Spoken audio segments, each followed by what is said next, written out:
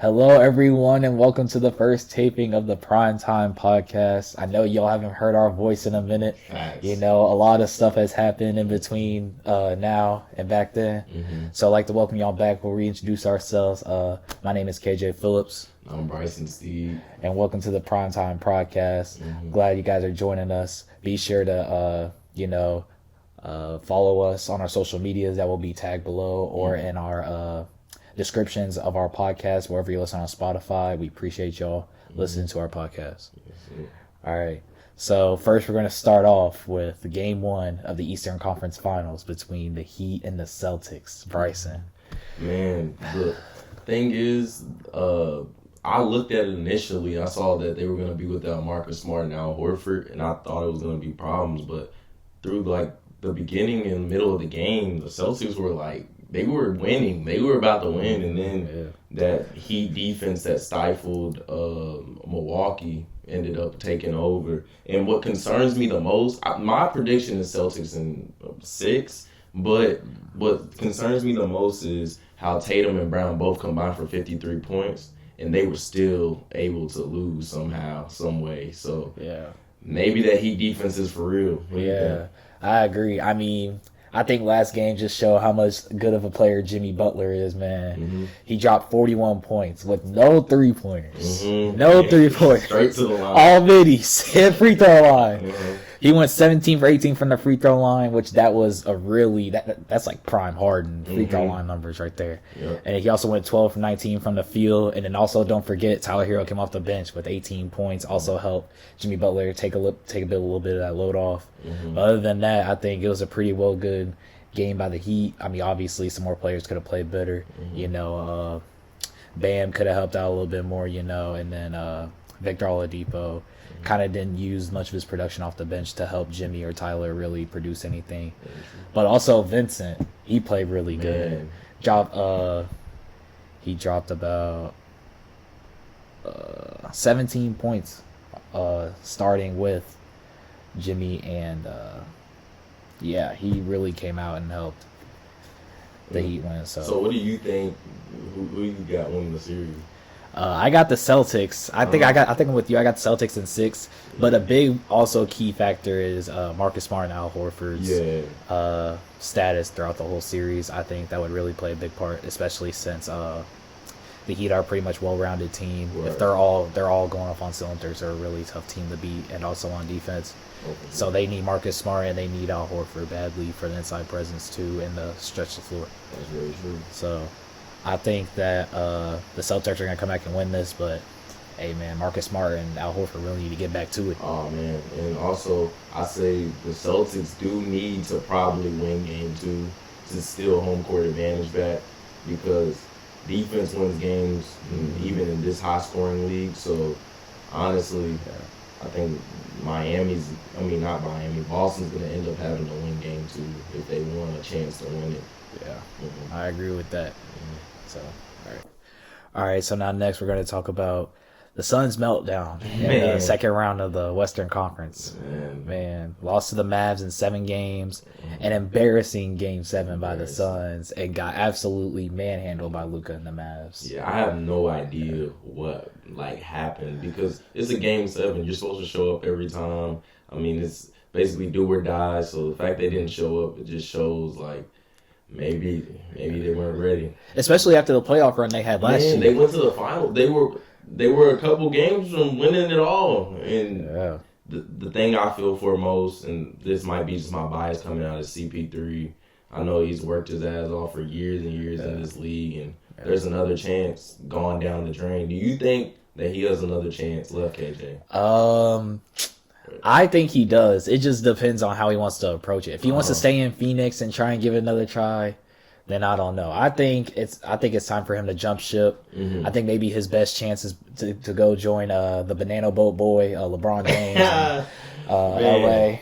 And I think that's his best shot, if maybe he can go to LA and then help that team, because that team really needs some help over there. So if he takes over Westbrook's spot, I think that's a really good chance over there that he can have with AD, LeBron, and then all the young talent that they have coming up. Yeah. So I think that's a really good idea. Yeah. Also, CP, you cannot. I don't care. you're one of my favorite players, but you cannot have 10 points in a game 7. You can't have 10 points. And the thing is, we know CP ain't won no rings, but let's not overshadow Devin Booker's performance either. He only had one more point than 10, so that's 11. And Devin Booker, you're supposed to be an upcoming star in this league. I know you're young, but you had playoff experience like last year. You went to the finals, and 11 points is just not going to cut it. Now, let's not take anything away from Luka Doncic or Jalen Brunson. I mean, Luka had 35 and 10. Jalen Brunson had 24. I mean, Luka was a demon all series. Demon. In that game, I mean, the whole team couldn't miss. They have shooters all around the perimeter to stretch that floor, and the Suns just were not ready for it, in my opinion. And I think Luka Doncic is definitely going to be a superstar in this league if he already isn't. And yeah. I mean, for me, I think it was a joy watching Jalen Brunson ball out. I watched him since college, them Villanova years where he won him a title. I was a big fan of him back then. And DiVincenzo, yeah. But watching him come off the bench, or not off the bench, start, and then help the Mavs out and really catch fire in the series, I think it was a really cool thing to see for Jalen Brunson. Yeah, for sure. And this should be interesting. I mean, Mavs, Warriors, which we'll get into the next segment. We should see if Luka is really him and he can take down Golden State. If he can take down Golden State, we need to stop playing with Luka's name, y'all. Yeah. We really do. I don't care that he hasn't been to a final. If he wins next series, he will be in the finals. So we got to stop playing with his name if he's able to do that. Yeah, I think we should go ahead and segue into that, actually. The Suns and... I mean, that's what's the word. Wow, I'm so weird. Yeah. I got the... so, Mavs and Warriors. I think I got this series going to... I think this series could potentially go to 7 games. Yeah. I think if Luka keeps the same energy that he had carrying from the Suns series, I think he could definitely take them to 7. I think it all comes down to, obviously, the Splash Brothers. They have a big part. I think Jordan Poole... He's a rising star in this league. He's really going to... I think he's going to step up. Draymond's always going to have that defensive presence, that leadership mindset. So, really, I think it comes down to how good Klay and Steph do, because this is their first time together in a long time, especially on this big of a stage. We all remember what happened last time. They were on a big stage like this in the Western Conference Finals. And I think it all really comes down to how really good Klay is, because I think Steph will always perform. But it's really Klay's first time back here in this stage in 2 years. So I think it really comes down to that. See, you said it's going to 7. I agree. And I got Mavs in 7. Wow. So I got Mavs. Bold take. I got Mavs in 7 due to the fact we saw last series Golden State struggled with perimeter shooting, guarding it. They can score their ass off. It's the fact of the matter they have to guard somebody. And even against the Ja Morant-less Grizzlies, I mean, they were taking them to deep waters. And I feel like with players like Dinwiddie, Bullock, Finney-Smith, Brunson, I mean, Golden State is really about to struggle defensively if they can't control that. And the turnover differential. They averaged literally 15.3 turnovers a game against the Grizzlies last series. Wow. And had 17 in Game 6, even though they won the game. If they cannot limit the turnovers they commit and they cannot stop anybody, we might be seeing Luka's first finals appearance. That's all I'm saying. That's a bold take, but that's all I'm saying. Bold take. Yes, I think it'd be a joy for everybody to watch Luka go to the finals. Oh, man. Especially after the past couple of years he's had in this league and the amount of, playoff moments he's already had. And he's really young. He's stupid young. So I'd be really excited to see Luka in the finals. But then again, it wouldn't be a surprise if the Warriors make it. I mean, the Warriors, they've ruled the last decade. So, I think it's really wouldn't be surprised to see either of these teams in. I think whoever wins is really going to give the winner of the East, the Celtics or the Heat, a really good series. Sure. They're going to give them a hard time. So, yeah. And remember, guys, Game 1 tonight. Make sure y'all tune in. Yes, sir. Yes, sir. All right, y'all. So next we're going to segue into our NFL discussion. The schedule came out this past week, and there's a lot of games on here that could be, potential Super Bowl matchups, potential toilet bowl matchups, all in between. So, Bryson, you want to go ahead and start off with some of your games that you got? Yeah, week 1. I mean, ring night, Bills, Rams. That is great. That is such a great game. That's a great game for football, right Man, there. that is a great. I mean, that's a potential Super Bowl matchup this year. I mean, because you got to think Josh Allen in Kansas City, if he could have made it out of there, we don't know if the Bengals would have made it. Man, I hope. That is one thing I hope. I do hope that the Bills can go to the Super Bowl. I'm not saying win, but like at least like make it again. And then I look at a divisional rival in y'all's Chargers Chiefs week 2. I mean, that's always a great game. Last year Travis Kelce had that walk-off touchdown in overtime against them. Yep. So the Chargers are definitely going to come back but especially how their season ended last year with y'all. Man. Yeah, they could have tied the game, and then ended up kicking it. Yeah. Hey man, you should never took that time out. You should never took that time out. Yeah, and then I'm going off of my favorite team's matchup, and that is my arch nemesis. And it's not even Green Bay is a surprise. We play Dallas again, and I won Dallas. We need to beat them. They got lucky last year. They beat us with a backup quarterback, and I don't know how they did it, but we owe them a beatdown. They're coming to Minnesota week 11. I'm very excited for that game, so your turn, KJ. All right, so obviously I'm going to start off. I think it's going to be one of the best games of the year, if not the best game of the year. I got the battle for LA. There's a lot of stars in LA this year. The defending Super Bowl champs, LA Rams. Cooper Kupp, my sleeper team from last year that won the Super Bowl, Matthew Stafford, Aaron Donald, always going to show up. Then you got the newly formed LA Chargers, Justin Herbert, Keenan Allen, the new additions that they added this year, and Khalil Mack. And then you also got J.C. Jackson always still back there. So and it just so happens to fall on the New Year's Day holiday. Yeah, that's true. Crazy. Yeah, that's gonna be a crazy day in sports. Probably the college football playoffs gonna be played that day. There's gonna be a lot of stuff going on that day. So obviously that game's gonna be big. And then I also got the Bengals and the Ravens actually. Oh wow. I think that game's gonna be really interesting. You got Joe Burrow, Jamar Chase, obviously T. Higgins, Joe Mixon. You got that crew. And you got, obviously, Lamar. Always, the Bengals and the Ravens is always a good matchup, no matter who's playing in it. That's always a must-see game. I think the quarterback battle is going to be awesome in that one. I don't know how the Bengals are going to do this year. I don't know if they'll have another run. Yeah. I don't know. To me, it was kind of one of them things where if you didn't win it last year, I don't know if you're going to get back. They had a lot of luck. Yeah. It wasn't, I wouldn't say luck. It was just a lot of possessions where their defense stepped up, and I just don't know if they're going to be able to do that again this year.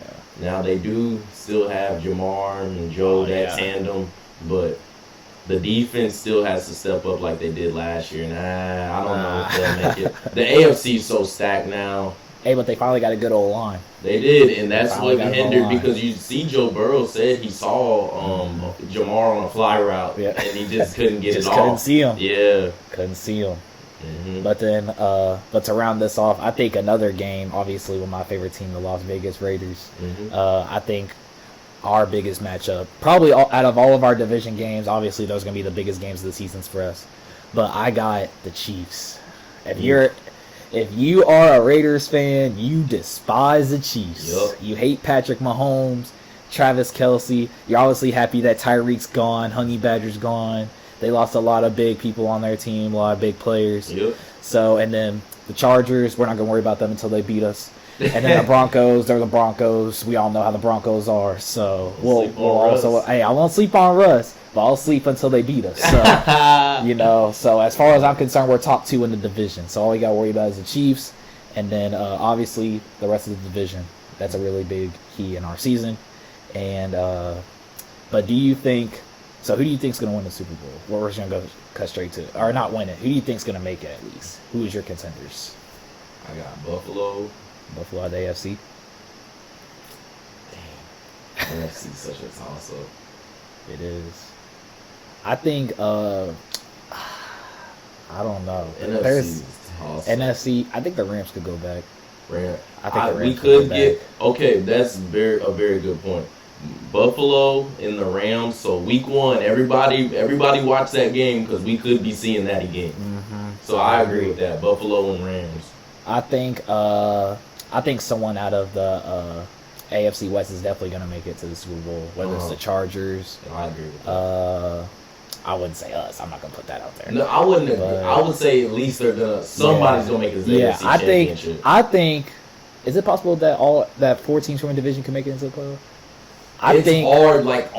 There has to be a division that is actually terrible. I think this is the bull take. I think 3 teams out of the AFC West are gonna make it to the playoffs. And I believe that. And I think everybody could believe with that. The Broncos will be the one left out. Yeah, I think it'd be us or the Broncos. I hate to bash on us, but I think it could be just because of how stacked that division is. They're in those spots in AFC. You got. Should I even name off the teams that are in the AFC? I mean, Bills. You could just put all 4 teams of the AFC West in there. Bengals, Ravens. Ravens are in revenge mode after they missed the playoffs. And then I think that's pretty much all. That's 7 teams right there. I mean, that's pretty much almost playoff locks. And then you got whatever's going on in Tennessee. I think Tennessee maybe if they can get what's going on down there because they got to keep Derrick Henry happy at this point. I don't think Ryan Tannehill's going to get the job. I think is it Malik Willis? You're right. Yeah, I think Malik Willis could potentially take that spot and turn that franchise around and maybe get them back to what they were supposed to be. But I think that could happen in the NFC. I think I got the Rams going back to back. I got a hot take, a sleeper team. Shout out to my friend. I got the Eagles. I think the Eagles could maybe do something. That was gross. Just gross. I think you're talking about Jackson too long. Yeah, Jackson, if you're hearing this, the Eagles are not making it. They're not listening. I think the Eagles could maybe do something. Absolutely. I think they can make a deep playoff run. Jalen Hurts, Devontae Smith. They're always going to be working their magic. And then they also got some key additions on defense. They got A.J. Brown. That is true. You gave that man a weapon. You gave Jalen Hurts a weapon. And I think with him and Devontae Smith on the outsides, I think you got a pretty good duo back there. And he always got Miles Sanders. He's a pretty good, productive running back. Right. So, that's a hot take. I know I'm reaching. Bryson, I know I'm reaching out there. But maybe you got a sleeper team. You got maybe I got a sleeper team. I'm not trying to be biased, and everybody's going to say you're biased. I'm dead serious. We got the chef cooking, changing back to number 4, which he's going to go back to his Florida State days. You got Jefferson, Thielen on the outside. Minnesota is a sleeper team in the NFC. Wow. And plus, by the way, Green Bay, you're swept. You're getting swept. I don't care. Listen to this prediction now. We are sweeping Green Bay. If we stay healthy, we're going to sweep Green Bay. And I'm not joking. What about what do you think about that whole Debo situation? Debo Samuel? Yes. Like I said, he's going to stay in San Francisco probably. His coach shot that down real quick. So he's going to stay in San Francisco. And I'm going to be honest, I don't care about the 49ers. I don't think...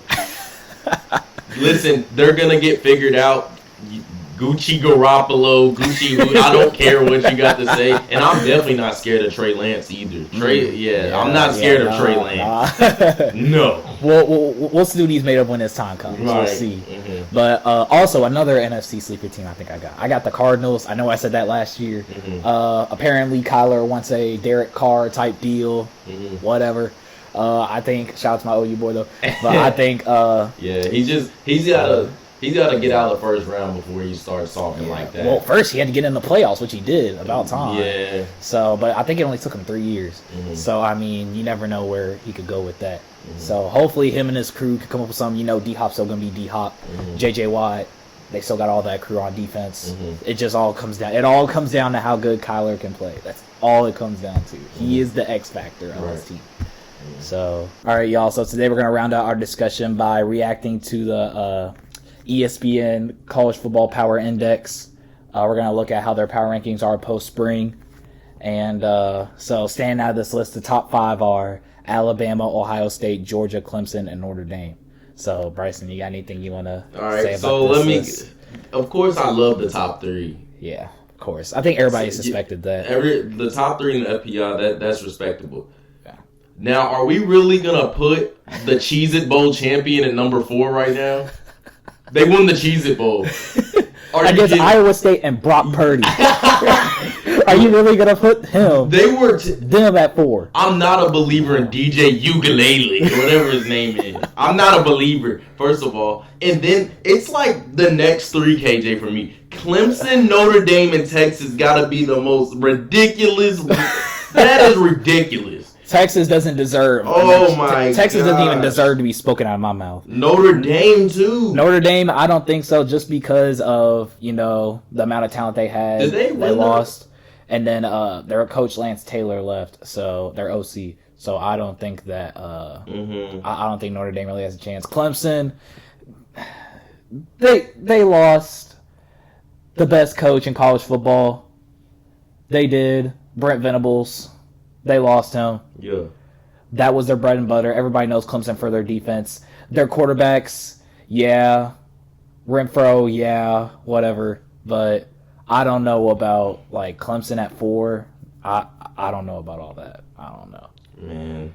But the next couple teams after Texas, whatever, Michigan, and then Oklahoma, Pitt. I don't know about Pitt. It depends on what the whole Jordan Addison or whatever. I think that's his name. Jordan Addison. Yeah, Jordan Addison. It depends on that situation, wherever he goes. If they keep him, that's a really big win. If they don't, I don't know. But they do got Kenan Slovis. I will give them that. And then Auburn, they lost Bo Nix, so I suspect them they'll be better. LSU, they got LSU, Penn State, Oklahoma State, and then Texas A&M. I think so. Sleeper team wise, I think I got Texas A&M. I think they're always a good sleeper team. I think they could do something in the SEC West, especially since really their only comp is Bama. Yeah. Maybe LSU. I think LSU will make some noise this year. I know you got a sleeper team in the same division. Yeah, I have Arkansas, and if y'all remember, Arkansas laid a whooping on A&M last year, and I mean, at the same time, like you said, the SEC West, I mean, ultimately you have to beat Bama to get to the championship game. Exactly. So, I mean, it's hard picking a sleeper team out of the SEC West because obviously they're probably not going to go to the conference title game. But Arkansas was ranked as high as number 8 last year. Yeah. They have a tough out-of-conference schedule. They play Cincy, Liberty, and at BYU. Why in the world are you scheduling those type games when you're already in the SEC West? I don't know. Yeah. But, yeah, I would say Arkansas is my sleeper team. Yeah. So, and then also plus sleeper team, I think I got USC, and not the USC in California. No. South Carolina. I got South Carolina maybe making some noise too. I think they could probably do something in the East and potentially challenge Georgia. Georgia's kind of a little bit weaker this year, so you never know. Maybe someone else could take that throne. So yeah, but all right, Bryson, you got anything else left to say for today? Just keep tuning in this summer to the Primetime Podcast. Literally, we're gonna be way more in depth, and we're gonna be posting way more content than we did last summer. So yeah, just tune in. Yeah, guys, be sure to follow us on our social medias. Let us know if you guys have any more questions. Make sure you guys, appreciate y'all watching our podcast today. It's our first one in a while, our first, obviously, video recorded one. So we appreciate y'all. Whoever, like if it's our family, friends, whoever you are, or just a random listener, we appreciate y'all. And we're probably just going to keep the content consistently this time. We're not just going to, come in and leave. We're actually going to keep the content going all summer. So appreciate y'all, and thank you guys for listening. Yep, thank you.